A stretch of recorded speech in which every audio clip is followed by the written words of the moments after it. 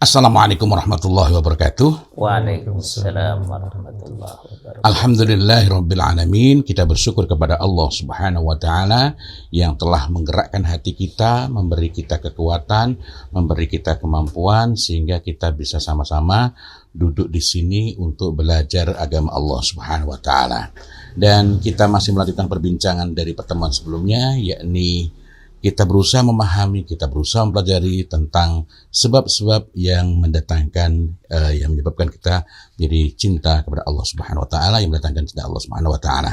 Tidak berpanjang kalam, kita langsung saja lanjutkan perbincangan kita.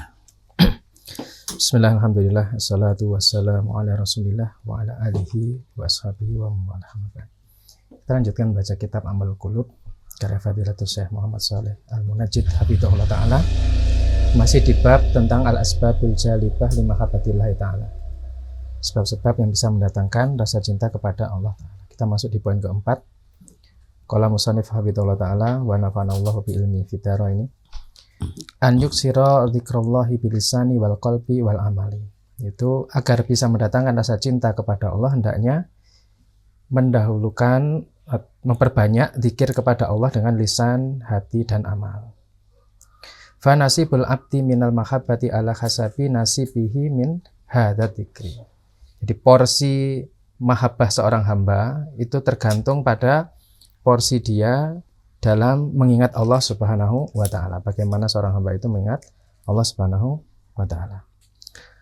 Walihada amara ta'ala bil iksari min dzikrihi. Karena itu Allah Subhanahu wa taala memerintahkan agar memperbanyak untuk berzikir kepada Allah Subhanahu wa taala. Wa bayyana annahu sababun lil falah.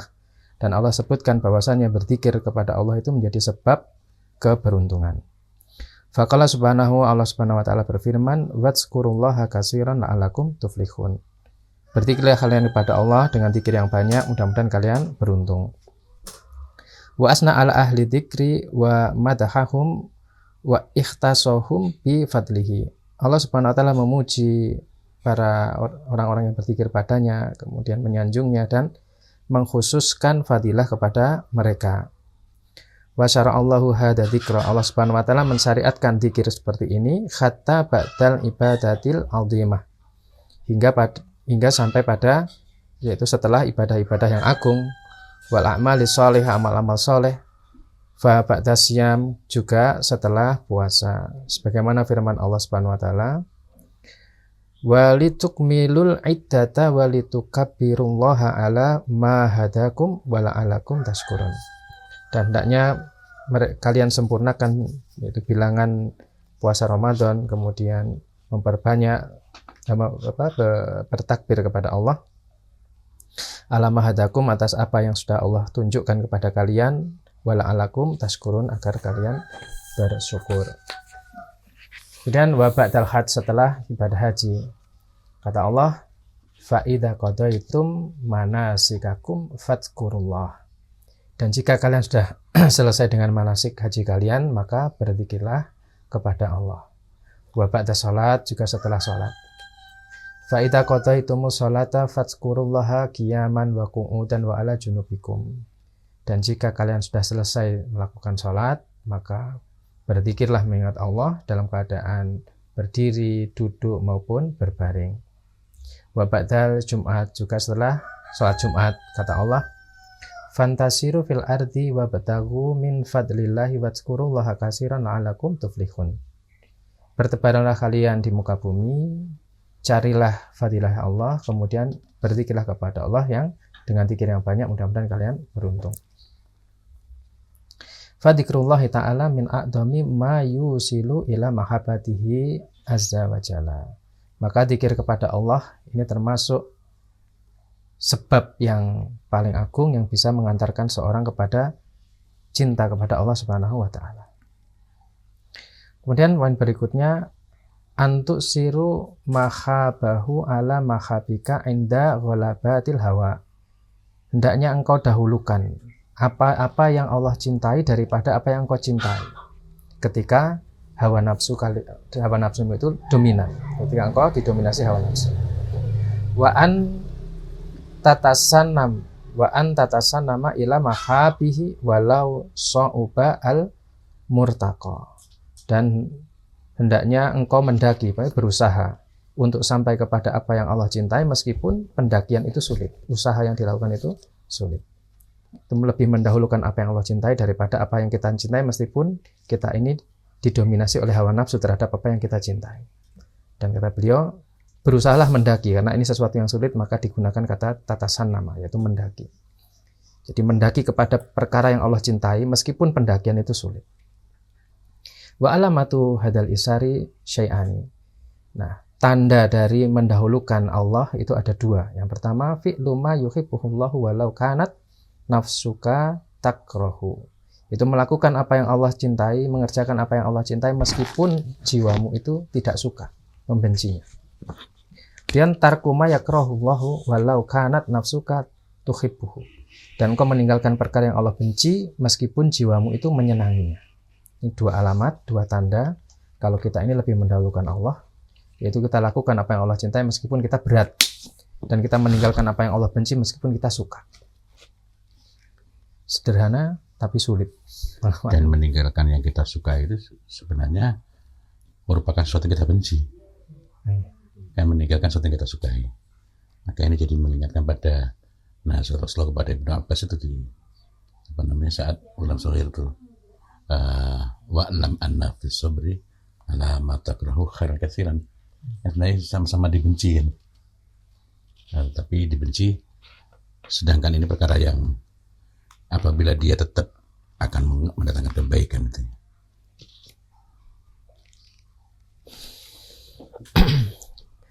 Kemudian kata beliau, wa bihadza inil amra ini yasihu maqamul isar. Nah, dengan dua perkara itu maka isar yang mendahulukan apa yang Allah cintai itu menjadi sahih, menjadi benar.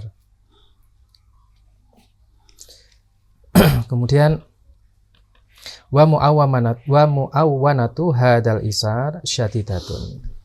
Nah, beban atau sesuatu yang digunakan untuk mendahulukan Allah itu bebannya berat. Keinginan, kehendak untuk mendahulukan apa yang Allah cintai, Allah ridhoi, itu sesuatu yang berat bagi kita. Likuwati da'il hawa, karena apa? Kuatnya hawa yang menyeru kepada sesuatu yang kita sukai. Wa tabi'i, juga tabiat kita, wal adat walakinnal mu'min, akan tapi seorang mukmin alladzi yuridu an yasila ila martabatil mahabbah wa an yajliba mahabbatallahi lahu yatakallafal mu'annata syadida. Adapun meskipun itu tadi berat itu ya, karena hawa nafsu kita itu cenderung mengajak kita pada sesuatu yang kita sukai, meskipun itu berat, itu mendahulukan kepentingan Allah, kan tetapi seorang yang beriman yang dia itu ingin bisa sampai kepada martabat mahabbah, sampai pada level mahabbah dan ingin mendapatkan cinta Allah Subhanahu wa taala, maka dia yatakallafal mu'annah. Dia akan berusaha memanggul beban berat dari usaha yang dia lakukan itu. Wa yuragimu nafsahu ad-dha'ifah, dan dia berusaha menaklukkan jiwanya yang lemah, menaklukkan keinginan hawa nafsunya untuk bisa menuju pada rasa cinta pada Allah Subhanahu wa taala. Likai yasila ila hada, agar bisa sampai kepada derajat mahabbah tadi itu. Wa yuhaqqiqu hadal isar, sehingga dia bisa mewujudkan isar, dia bisa mewujudkan perilaku mendahulukan apa yang Allah cintai daripada yang dia cintai. Wa yusammiru wa in adomatil mihnah, dan dia bisa bersungguh-sungguh untuk melakukan itu meskipun ujiannya sangat berat. Wa yatahammalu al-masyaqqah, kemudian dia bisa menanggung beban itu. Irdoan li rabbihi, dalam rangka mencari keridhaan Allah Subhanahu wa taala. Wali ajli khusuli ala fauzi wal falah, dan dalam rangka untuk bisa sampai kepada keberuntungan dan kemenangan dan keberuntungan. Qala Ibnu Qayyim rahimahullah, kata Ibnu Qayyim, ma ibtalallahu subhanahu abdahu al-mu'mina bi mahabbatil syahawati wal ma'asi. Tidaklah Allah Subhanahu wa taala menguji hambanya yang beriman itu dengan rasa cinta terhadap syahwat dan maksiat, wa maili nafsihi ilaiha, juga kecondongan jiwanya kepada syahwat tadi itu, ila kecuali liyasuqah liyasuqa biha ila mahabbati ma huwa afdalu minha. Kecuali untuk menuntun hamba itu dengan rasa cintanya tadi kepada rasa cinta yang lebih afdal daripada cinta terhadap hawa nafsu dan maksiat tadi. Wa khairun lahu, dan sesuatu yang lebih baik untuknya, wa anfa'u wa adwamu, sesuatu yang lebih bermanfaat, sesuatu yang lebih kekal. Waliyujahida nafsahu ala takriha lahu subhanahu, dan untuk bermujahadah kepada sesuatu yang dia benci, yang dibenci oleh Allah Subhanahu wa taala. Jadi Allah Subhanahu wa taala itu memberikan rasa cinta dan ada kecondongan terhadap syahwat, itu agar diperangi. Sehingga ketika dia bisa menaklukkan syahwatnya itu, dia akan mendapatkan mahabbah yang luar biasa. Faturisahu tilkal mujahadah al-usula ilal mahbubil a'la, sehingga dengan mujahadah yang luar biasa itu, menaklukkan rasa cintanya terhadap syahwat, itu bisa mengantarkan dia sampai kepada mahbubil a'la, yaitu Allah Subhanahu wa taala. Fakulama naza'at nafsuhu ila tilkal syahwat wa istadat iradatuhu laha wa syauquhu ilaiha sarafa dzalika syauqa wal irada wal mahabbah ila nau'il ali ad-da'i. Maka setiap kali jiwanya itu meronta-ronta untuk menuju kepada syahwat itu, kemudian kehendaknya kepada syahwat itu semakin besar, maka dan juga kerinduan kepada syahwat itu semakin besar, maka dia palingkan kerinduan itu, kehendak dan rasa cinta kepada syahwat itu kepada sesuatu yang lebih tinggi, yang lebih kekal. Dan nanti dijelaskan di kenapa kok beliau paparkan ini, karena orang yang bisa menaklukkan syahwatnya itu bisa menjadi kedudukannya lebih besar daripada malaikat karena beberapa hal. Nah, beliau bawakan ada sebuah kaidah di sini. Anal insana la yumkinu an yatruqa mahbuban illa li mahbubin a'la minhu. Ini kaidah. Kata beliau, seseorang itu tidak mungkin meninggalkan sesuatu yang dia cinta, yang dicintai, kecuali demi sesuatu yang dicintai yang lebih tinggi dari yang ditinggalkan itu. Saya ulangi, bahwasanya seseorang itu tidak mungkin meninggalkan perkara yang dicintai kecuali demi perkara yang dicintai yang lebih tinggi darinya. Wa man asara mahbubahu ma'a munazaati nafsihi a'damu darajatan mimman asarahu ma'a adami munazaatiha. Nah, orang yang dia itu bisa mendahulukan sesuatu yang dia cintai padahal itu ada gejolak dalam dirinya, jiwanya itu meronta-ronta. Jadi mendahulukan rasa cinta kepada Allah meskipun dia harus melawan kehendak dirinya, maka itu lebih agung, derajatnya lebih tinggi daripada orang yang bisa mendahulukan kepada yang dia cintai tetapi tanpa ada gejolak atau pertentangan dalam dirinya. Yeah. Nah ini ada mungkin kita bisa untuk contoh lebih jelasnya ada satu hadis ini jadi Rasul pernah ditanya, ya Rasulullah, ayyu shadaqati a'dham, sedekah apa yang paling agung? Faqala, kata beliau, anta shadaqa wa anta sahihun syahihun. Engkau bersedekah ketika engkau dalam keadaan masih sehat dan dalam keadaan masih kikir. Takhsyal faqra, engkau takut fakir.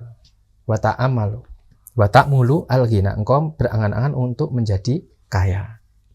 Jadi kata Rasul, kamu bersedekah yang terbaik itu adalah ketika engkau sehat, engkau masih kikir, masih cinta harta, takut fakir, dan berangan-angan untuk kaya. Jadi ada pertentangan kan. Tapi ketika dia bisa menaklukkan itu dalam rangka untuk menjadi mukhlis, mengikhlaskan, memurnikan ketaatan pada Allah, maka itu menjadi sedekah yang paling agung, paling bukan utama. Sedekah karena menganggap kalau pengen kaya begini cashback dia. Ini sedekah betul-betul karena mengharapkan ridha Allah Subhanahu wa taala. Nah, sama di sini juga gitu. Jadi kaidah oleh beliau, jadi seorang itu ketika dia bisa mendahulukan sesuatu yang dicintai oleh Allah meskipun jiwanya meronta-ronta, maka dia mendapatkan derajat yang lebih tinggi dibandingkan dengan orang yang bisa mendahulukan apa yang Allah cintai, tapi karena tidak ada pertentangan dalam dirinya seperti malaikat. Nah, nanti di sini ada disampaikan. Malaikat itu diciptakan memang untuk tabiatnya taat. Tidak ada meronta-rontanya. Tidak ada meronta-rontanya. Tutup langsung. Langsung. Sama, walaupun cocok bau minyak wanginya, tapi kalau yang lebih cintai nggak cocok, berusaha menghilangkan. Tapi nggak perlu dibacakan Nggak kaidahnya. bisa. Kayak yang tidak suka minyak wangi. Ini tadi. kan Itu cukup tidur di ruang tamu beres. Itu kan saya memahami kaidahnya tadi. Masya Allah. Tapi jadi ingat siapa itu Mbah Sinten yang dari Lampung yang umrah, salah satu di antaranya itu beliau cerita itu karena pengen mengenali kesukaannya Rasul Iya. sampai mengorbankan Bahasa ini ya, sampai mengorbankan. Ya kan pasti namanya umrah dengan situasi keuangan yang tidak Iya. sangat baik ya, bahkan rumahnya tanah. Iya. Ya itu kan luar biasa pengorbanannya karena ingin lebih mengenal apa yang disukai oleh Rasulullah SAW, yaitu minyak wangi asli apa waktu itu Misik. Dan Misik. beliau belum tahu misik itu seperti apa. ya, belum tahu, saya pengen tahu gitu ya. Ini beliau yang waktu itu menjadi sebab juga ya, mendalami wewangi Nabi ya, Masya Allah. Betul. Kan butuh perjuangan itu ya. Allah. Nah, terus kata beliau ini, walimadakana solihul basyari afdolu minal malaikat. Nah, kenapa orang yang soleh dari kalangan manusia itu lebih afdal daripada malaikat? Li'anal malaikata laisa ladaihim syahwatun. Karena malaikat itu tidak memiliki syahwat. Tidak juga munazaatun, tidak ada gejolak jiwanya itu. Jiwa yang meronta-ronta tadi itu. Fahum munqaduna ilallahi bitabiatihim. Mereka itu tunduk patuh kepada Allah itu karena memang tabiatnya. Sudah Allah tabiatkan seperti itu, tunduk patuh. Karena itu kita nggak perlu mendoakan ampun untuk malaikat ya. Karena saya beberapa kali sholat Jumat itu bingung. Ila ruhi malaikat Jibril gitu ya. Lalu Allahumma firlahu. Pusing saya. Baru tahu saya kalau ada yang gitu. Wah, memang ada orang yang suka gawe-gawe dewe itu. Itu nek malaikatnya bisa berkomentar ki. Berkomentar langsung ya. Bisanya bisa tapi nggak komentar langsung. Astagfirullahaladzim. Kemudian yusabihuna laila wa nahara la yafturu. Mereka bertasbih di malam hari, siang hari dan tanpa ada futur, tidak merasa jenuh, tidak lelah. Mamin maudhi'in arba'ati asabi fil sama'i illa wa fihi malakun qaimun aw raqiun aw sajidun. Dan tidak ada celah sedikit pun di langit kecuali di situ itu ada malaikat yang berdiri, yang rukuk, yang sujud.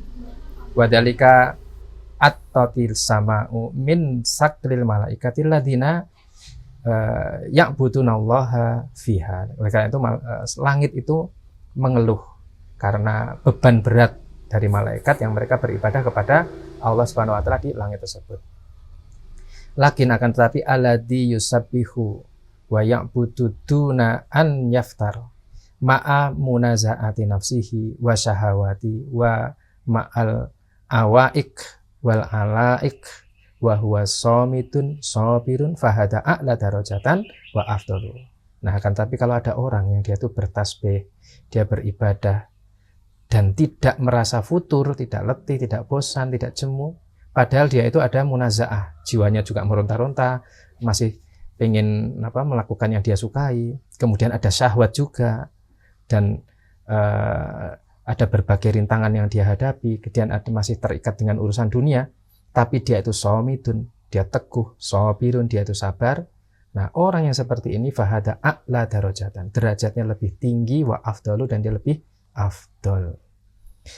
Nah, ini yang berikutnya nih yang unik. Walimada kanat almar'atu minal basyari fil jannah afdalu min khuril. Itulah kenapa seorang perempuan, seorang istri dari kalangan manusia yang dia itu salihah ya tentu. Di surga, dia masuk surga itu lebih afdal daripada bidadari. Yang diciptakan ini berarti yang diciptakan di surga ya. Jadi para istri kan, wah ini saingannya bidadari. Makanya ketika masuk surga masih nyari istrinya ya. Ya, tetap beda. beda. Tak tergantikan oleh Iya. 1000 bidadari. Masya Allah. Dengan- Mungkin yang tidak terbayangi, mungkin gini kan bayangannya kalau bidadari itu, dibayangkan yang indah-indah itu, sementara dia berkaca, ada potonganku ini, masa bojoku ora anu kan gitu kan. Tapi kalau kita lihat bahwa orang-orang yang bisa jadi Allah kan menjadikan itu lebih indah dalam pandangan suaminya kan kita tidak ngerti. Ya, Pak, bisa lah. Nah, iya. Bukan, memang Allah janjikan pasti lebih Lebih, baik. lebih afdal daripada bidadari itu. Sehingga istri-istri harusnya gimana caranya nanti biar menjadi lebih afdal. Bimujahadatiha nafsaha, yaitu dengan, jadi dia lebih afdal karena apa? Dia mujahadah, dia bersungguh-sungguh memperbaiki dirinya. Wa muraqamatiha, itu menundukkan dirinya, menundukkan hawa nafsu. Kemudian wasobaro, dan sabar. Wa sholatiha, dengan sholatnya. Wa saumuha, dan saumnya. Wa ibadat Tuhan, wa ibadatiha, dan dengan ibadahnya. Jadi dia menjadi lebih mulia daripada bidadari itu dengan mujahadah dia tadi itu, dengan muraqamatiha, dengan upaya untuk menundukkan hawa nafsunya, dengan sobriha, kesabarannya, kemudian sholatiha, sholatnya, puasanya, dan ibadah-ibadahnya.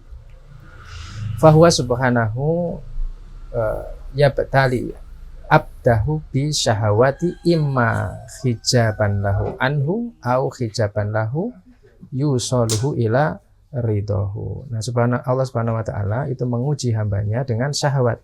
Bisa jadi syahwat itu akan menjadi hijab yang menghalangi dia dengan Allah, atau itu bisa menjadi hijab juga yang mengantarkan kepada ridha Allah Subhanahu wa taala. Artinya mahabbah, rasa cinta, kemudian syahwat dan lain-lain itu kalau ditaklukkan itu bisa menjadi wasilah untuk menjadi afdal di sisi Allah Subhanahu wa taala. Wallahu a'lam, mungkin itu yang kita baca pagi ini, mudah-mudahan bermanfaat. Masya Allah, mudah-mudahan Allah Ta'ala ridhai majelis kita ini, dan Allah tambahkan keimanan, Allah tambahkan kecintaan kita kepada Allah, dan Allah tambahkan cintanya Allah kepada kita semua, keluarga kita, keturunan kita. Mudah-mudahan Allah Ta'ala kumpulkan kita dengan istri kita, keluarga kita, dan keturunan kita di jannahnya yang paling tinggi. Wallahu a'lam bishawab. Ihdinas siratal mustaqim.